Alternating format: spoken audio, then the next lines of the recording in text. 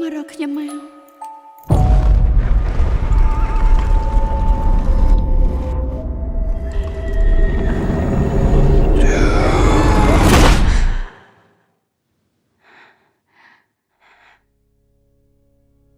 ខ្ញុំមិនដែលចែករំលែក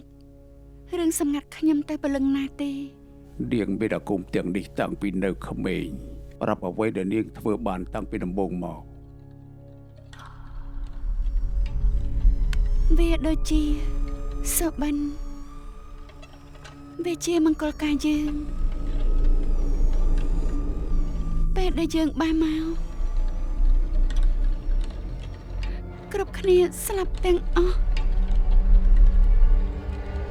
សភាពស័ក្តិសិទ្ធិពួកគេពិតជាគួរឲ្យញញើអ្វីដែលឈរនឹងខ្ញុំគឺជាក្តីស្លាប់ដែលខ្ញុំរំភើបរីករាយណាស់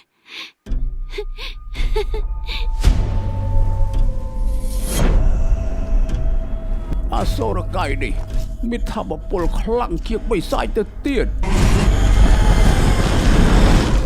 បំដងរបស់វាចង់ឲ្យជីវិតនៅលើផែនដីទាំងអស់វិនិច្ឆ័យអន្តរាយ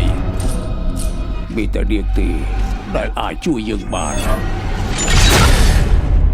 គេកំពុងបណ្ដាលហើយ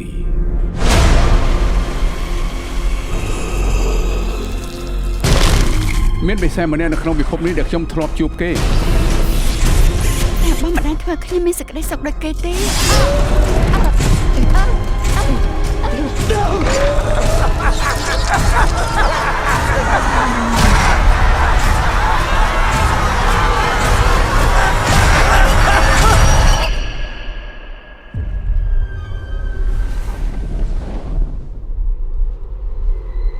ខ្ញុំត្រៀមខ្លួនហើយ